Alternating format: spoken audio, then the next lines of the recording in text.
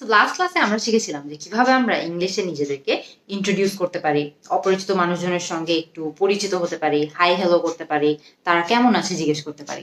আপনারা অনেকেই আমাকে বলেছিলেন যে এর পরে কিভাবে কনভারসেশন আগানো যায় সেটা নিয়ে আপনারা অনেক কনফিউজ থাকেন, যে আচ্ছা হাই হ্যালো তো করলাম, তারা কেমন আছে সেগুলো তো জিজ্ঞেস করলাম, কিন্তু এর পরেও কিভাবে আমরা এই কথাবার্তাকে আরেকটু আগাতে পারি। আজকের ভিডিওটা আপনাদের সবার জন্য, যাদের এই বিষয়টা নিয়ে কনফিউশন ছিল যে এর পরে কিভাবে কথাবার্তা আগানো যায়। তো আজকের এই ক্লাসটাতে আমরা শিখবো কিভাবে হাই হ্যালো করার পর, হালচাল জিজ্ঞেস করার পর বা গ্রিট করার পরও কনভারসেশন অনেক দূরই আগানো সম্ভব। তো আমরা ধরে নিই আমরা আজকেও একজন ব্যক্তির সঙ্গে কথা বলছি যার নাম হচ্ছে আরমান।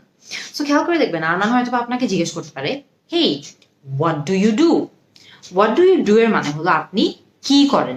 এখানে একটা ছোট গ্রামার হ্যাক আছে। গ্রামার হ্যাকটা কি, যে আপনি এখানে খেয়াল করে দেখবেন হোয়াট ডু ইউ ডু, এখানে ইউ এর আগে একটা ডু আছে এবং ইউ এর পরে একটা ডু আছে। ইউ এর আগে যেই ডুটা আছে সেটা হচ্ছে আপনার হেল্পিং ভার্ব। হেল্পিং ভার্বটা আপনার এই সাবজেক্টটাকে সাহায্য করছে, এই কারণে আমরা এটাকে হেল্পিং ভার্ব বলছি।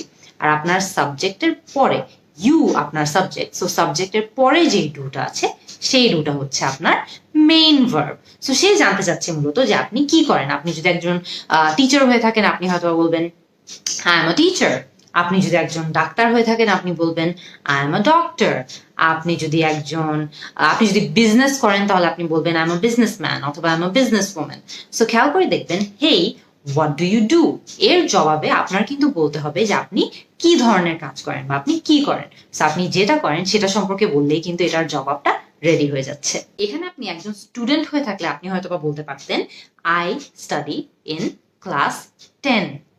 খেয়াল করে দেখেন, এখানে কিন্তু একটা খুবই কমন ভুল আপনারা অনেকজন করেন। সেই ভুলটা কি, আপনারা বলেন অনেক ক্ষেত্রে I am study in class 10। I am study in class 10 এটা কিন্তু ভুল। কেন? ছোট থেকেই আমরা শিখে এসেছি যে আই এর সঙ্গে সবসময় অ্যাম বসাতে হয়, কিন্তু কাহিনী হলো যে কোথায় আই এর সঙ্গে অ্যাম বসে বা কোন কোন সিচুয়েশন অ্যাকচুয়ালি আই এর সঙ্গে অ্যাম বসে সেটাও কিন্তু অনেক ইম্পর্টেন্ট মনে রাখা। সো আই এর সঙ্গে অ্যাম শুধু দুইটা সিচুয়েশনে পড়ে। কিভাবে, কোন কোন সিচুয়েশনে? প্রথম সিচুয়েশনটা হচ্ছে আমরা যখন ভার্বের আইএনজি ফর্মটা ইউজ করি, ভার্ব প্লাস আইএনজি, তখন আই এর সঙ্গে অ্যাম বসে। যেমন আই অ্যাম টিচিং ইউ, আমি কিন্তু এখানে টিচিং আইএনজি ফর্ম ইউজ করেছি, এই কারণে এখানে আই অ্যাম হয়েছে, অ্যাম বসেছে। এখানে আমি যদি আরেকটা সিচুয়েশনের কথা বলি, যে সিচুয়েশনটাতে আই এর সঙ্গে অ্যাম বসে, সেটা হলো যখন আপনার কাছে কোনো ভার্ব থাকবে না। মনে করেন আই অ্যাম ফাইন, এখানে কিন্তু আপনার কোনো ভার্ব নেই, এই কারণে আপনার অ্যাম, যেটা একটা হেল্পিং ভার্ব, এর সাহায্য দরকার হয়েছে, আই অ্যাম ফাইন। বাট খেয়াল করে দেখেন, আই স্টাডি ইন ক্লাস 10, এখানে কিন্তু অলরেডি আপনার একটা খুবই স্ট্রং মেইন ভার্ব আছে। ভার্বটা কি? স্টাডি। স্টাডির কিন্তু আর কোনো হেল্পিং ভার্বের দরকার নেই, এই কারণেই আমরা এখানে I am study in class 10 কিন্তু বলবো না। এখানে আই স্টাডি ইন ক্লাস 10 হবে এবং এটাই যথেষ্ট, আর কোনো হেল্পিং ভার্বের কিন্তু এখানে দরকার নেই। সো নেক্সট আমরা কথাবার্তা আরো কিভাবে আগাতে পারি। হয়তোবা আমরা আজকে ধরে নিই যে আরমান যার সঙ্গে কথা বলছে তার নাম হচ্ছে বেলাল। হয়তোবা আরমান এখন জানতে চাবে বেলালের থেকে যে বেলাল কোথায় থাকে। সে কি জিজ্ঞেস করতে পারে? সে হয়তোবা জিজ্ঞেস করতে পারে where do you live।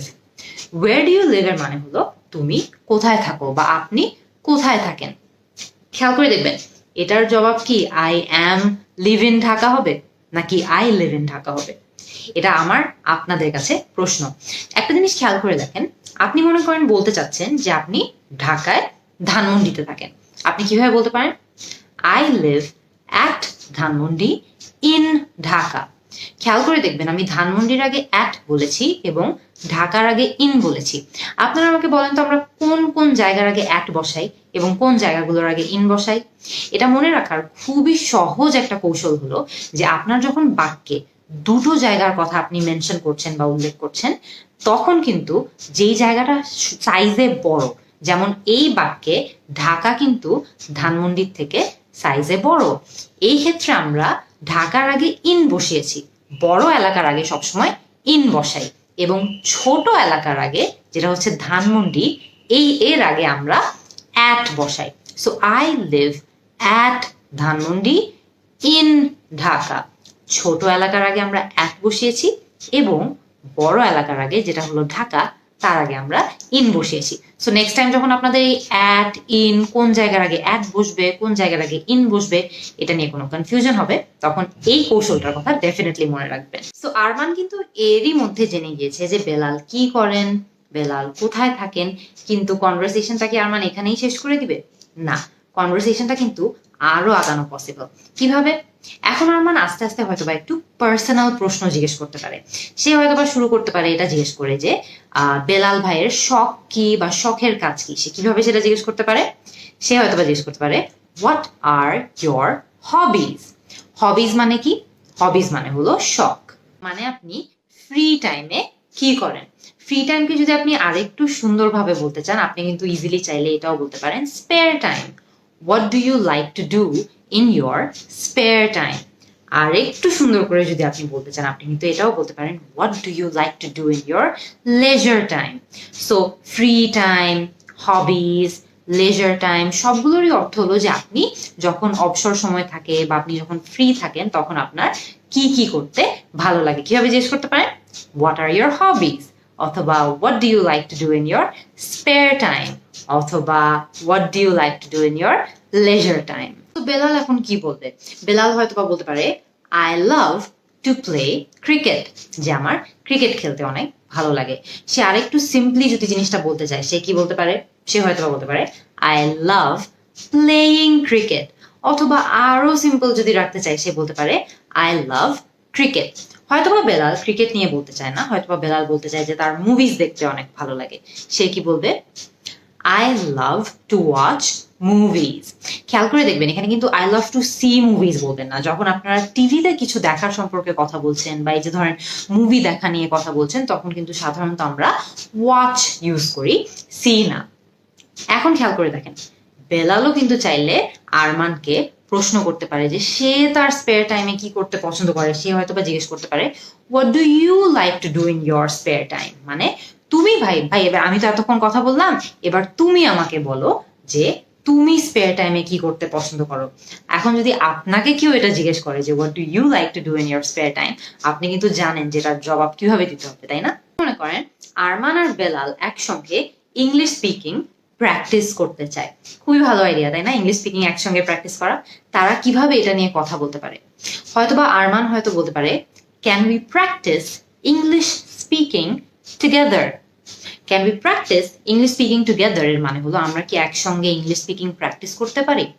So তখন বেলালের হয়তো বা আইডিয়াটা অনেক ভালো লাগবে। সে কি বলতে পারে? অফকোর্স, মানে অবশ্যই, অথবা দ্যাট উইল বি গ্রেট, মানে এটা তো অনেক ভালো হবে। হয়তোবা বেলাল এটাও বলতে পারে আইড লাভ দ্যাট, যে আমার অনেক ভালো লাগবে যদি আমরা এটা করি, অথবা স্প্লেন্ডেড, মানে অসাধারণ। সো খেয়াল করে দেখবেন যখন আপনাকে কেউ এটা প্রশ্নটা জিজ্ঞেস করছে যে can we practice English speaking together, এবং আপনার এই আইডিয়াটা অনেক ভালো লেগেছে, এর জবাবে কিন্তু আপনি অনেক কিছু বলতে পারেন। আপনি অফকোর্স বলতে পারেন, আপনি দ্যাট উইল বি গ্রেট বলতে পারেন, স্প্লেন্ডেড বলতে পারেন, আইড লাভ দ্যাট বলতে পারেন। সবগুলোরই অর্থ হলো যে হ্যাঁ, চলো আমরা সবাই একসঙ্গে মিলে ইংলিশ স্পিকিং প্র্যাকটিস করি। এরপরেও কিন্তু কনভারসেশন আগানো সম্ভব। কিভাবে? আরমান হয়তো বা আপনাকে এটা জিজ্ঞেস করতে পারে, বা আরমান হয়তো বা বেলালকে জিজ্ঞেস করতে পারে do you have any friends who speak English, যে আপনার কি কোনো বন্ধু আছে যারা ইংরেজিতে কথা বলতে পারে?